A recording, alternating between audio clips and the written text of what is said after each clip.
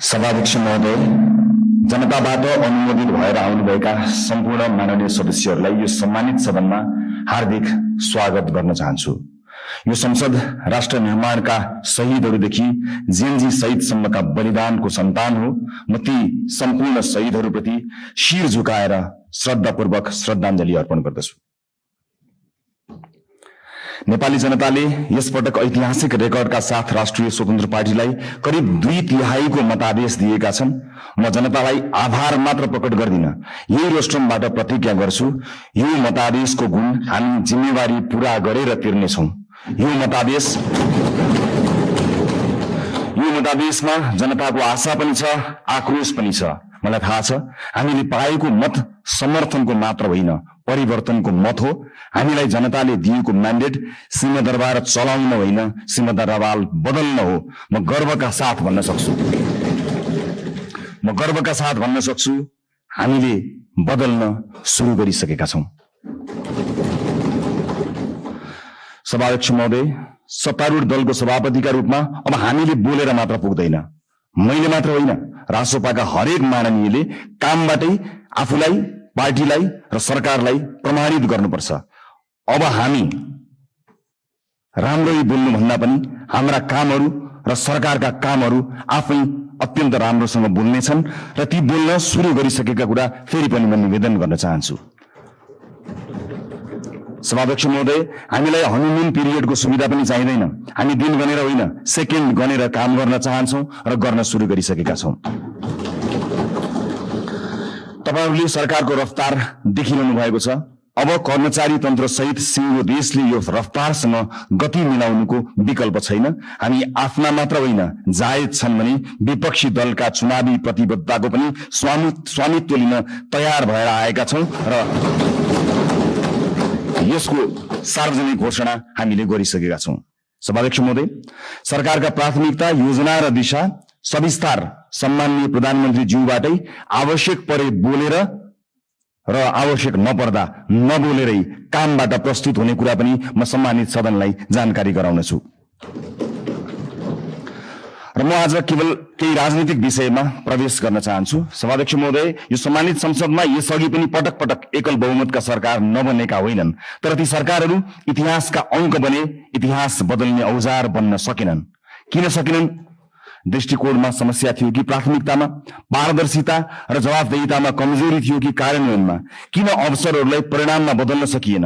हामी इतिहासबाट सिक्न लाज मान्ने छैनौं। जनताले अहिले हामीलाई दिएको विशाल बहुमतको इतिहास यो पनि फेरि गुमेको अवसर भनेर लेखियो भने हामी कलंकित हुनेछौं। हामीलाई त्यो मन्जुर छैन। रासोपाका साथीहरूलाई म सम्झाउँछु, हामी यहाँ प्रश्न सोधेर आएका हौं। अहिले बस्ने ठाउँ फेरि होला, तर आज पनि ती प्रश्नहरूप्रति हाम्रो नैतिक जिम्मेवारी उस्तै छ। अब साबित गर्नु छ कि हामीलाई केवल प्रश्न सोध्न मात्र आउँदैन, उत्तर दिन पनि आउँछ। समस्या देखाउन मात्र होइन, समाधान खोज्न पनि आउँछ। प्रतिपक्ष दलहरूलाई मेरो विनम्र आग्रह छ, हामीमाथि 24 घण्टा निगरानी गरिदिनु होला। शासनमा तपाईहरूको लामो अनुभव छ, हाम्रा कमजोरी उजागर गरिदिनु होला, गल्ती देखाइदिनु होला। यदि हामीले बाटो बिरायौं भने सच्याइदिनु होला। यदि हामी जनताबाट टाढा हुन खोज्यौं भने हामीलाई जनताको आवाज सम्झाइदिनु होला।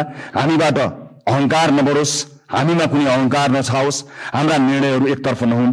तन्त्रमा सत्ता पक्ष र प्रतिपक्ष प्रतिस्पर्धी मात्र होइनन्, एकअर्काका पूरक पनि हुन्। एकले काम गर्छ, अर्कोले निगरानी गर्छ, एकले योजना बनाउँछ, अर्कोले परख गर्छ।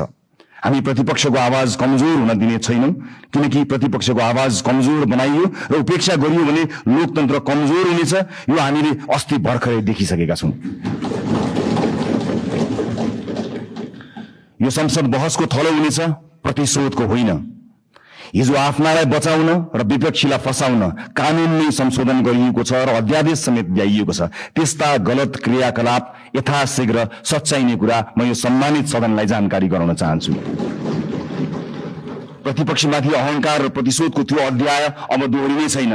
आस्थाका आधारमा फरक व्यवहार हुने छैन। अब अन्यायपूर्वक विधि नै निचेर सुन्न मन लागेका कुरा नसुनौ भनेर कसैको माइक काटिने छैन।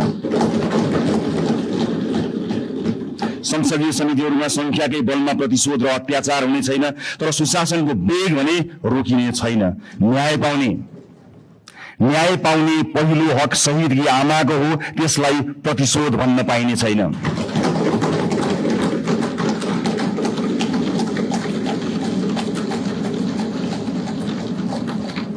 यो सरकार जेएनजी विद्रोहको पनि सन्तान हो। हिजो संविधान र कानूनको आवरणमा नेता र पार्टीका सिफारिसबाट नियुक्ति लिएकाहरूले स्वैच्छिक रूपमा राजीनामा दिँदै विधिको पालना गर्नमा सहयोग गरिदिनु हुन म अपिल गर्न चाहन्छु।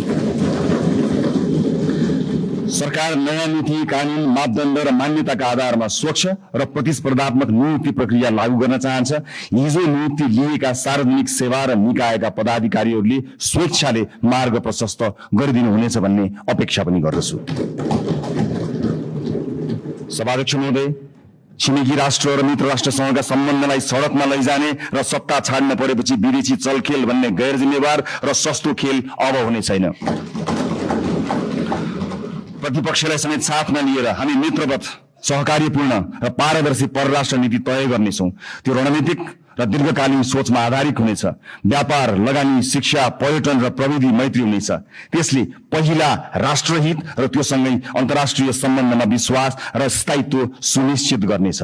स्वदेशी र विदेशी लगानीकर्तालाई यही रोस्ट्रमबाट मेरो अपिल छ, अब नेपाल लगानीका लागि पूर्ण सुरक्षित छ, किनकि राजनीतिक स्थिरता, कानूनी सुरक्षा र पारदर्शी प्रशासनको हामी ग्यारेन्टी गर्छौं। प्राकृतिक स्रोत र युवा जनशक्तिको यो देशमा अभाव छैन। म गैर आवासीय नेपाली दाजुभाइ दिदीबहिनीहरूलाई अपिल गर्छु, नेपालमा केही गरौं। तपाईँ नेपालको आर्थिक विकासमा जोडिनुहोस्। हामी एक पटकको नेपाली, सधैँको नेपालीको बाचा पूरा गरेरै छाड्छौं। नेपालको विकाससँग तपाईँको पुँजी, सिप, अनुशासन र आत्मविश्वासलाई जोड्न जे गर्नुपर्छ हामी त्यही गर्छौं, जसरी पनि गर्छौं।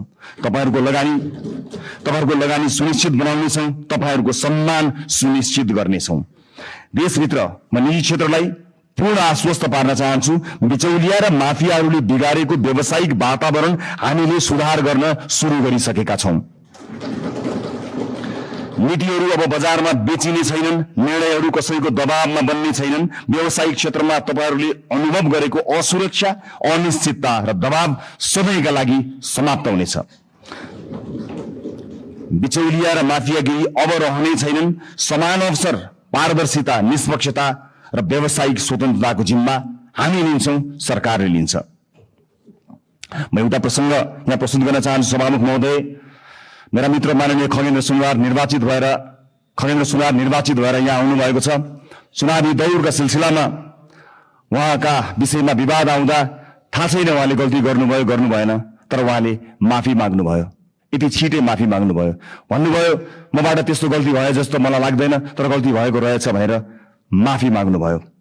म आज सिङ्गो सदनबाट सिङ्गो देशलाई भन्न चाहन्छु, गल्ती गरेको हो कि होइन भन्दा अन्यल हुँदा खगेन्द्र सुनारले माफी मागे। खगेन्द्र सुनारहरूमाथि युगौं युगसम्म गरिएको अन्यायको लागि हामीले माफी माग्यौं।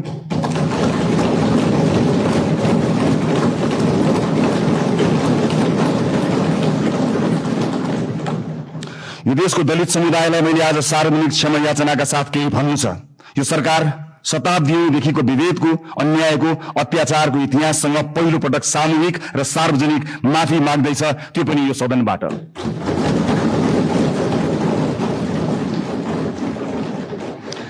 आजसम्मको विभेद सामाजिक गल्ती थिएन, संगठित अपराध थियो। यो देश किन बनेन थाहा छ?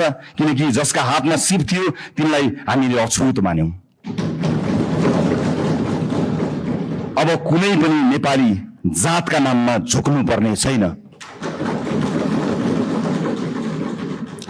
म सिङ्गो पार्टी, सम्माननीय प्रधानमन्त्रीज्यू, सरकारको तर्फबाट पनि माफी माग्छौं र यो माफीको मूल्य अब न्यायले गर्नेछ भन्ने कुरा पनि सुनिश्चित गर्न चाहन्छु।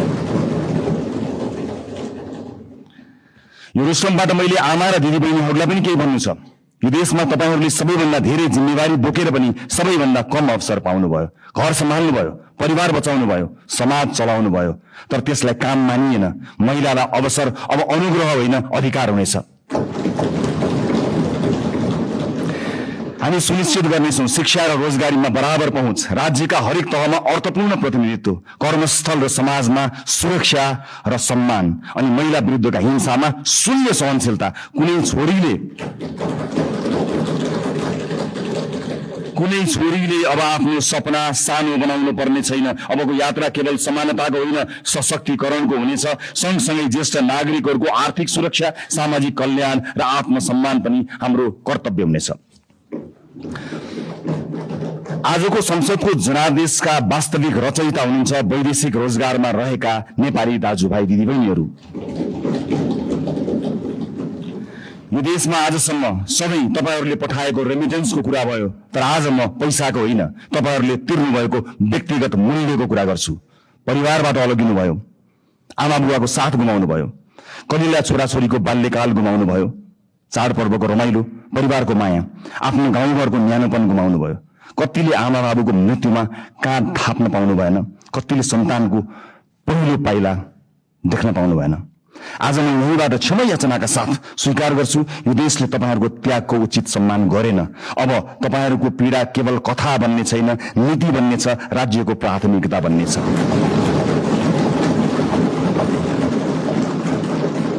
बिचौलिया र श्रम माफिया अब कारबाहीका भागीदार हुनेछन्। अबको नीति तथा कार्यक्रम र बजेट तपाईहरूको हुनेछ।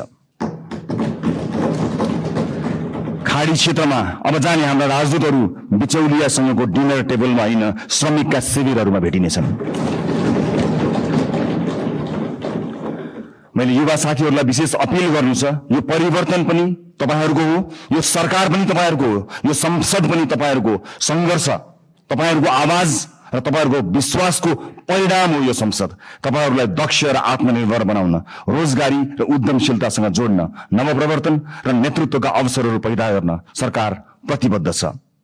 माननीय सांसदज्यूहरू, जुनसुकै पार्टीबाट चुनिएर आए पनि हामी जनतालाई प्रतिनिधित्व गर्दछौँ। त्यसैले अब हाम्रो लक्ष्य एउटै हुनुपर्छ, देशको समृद्धि, जनताको जीवनमा सुधार र न्यायपूर्ण समाजको निर्माण। मलाई विश्वास छ यो सहकार्य, उत्तरदायित्व र परिवर्तनको प्रतीक हुनेछ। धन्यवाद।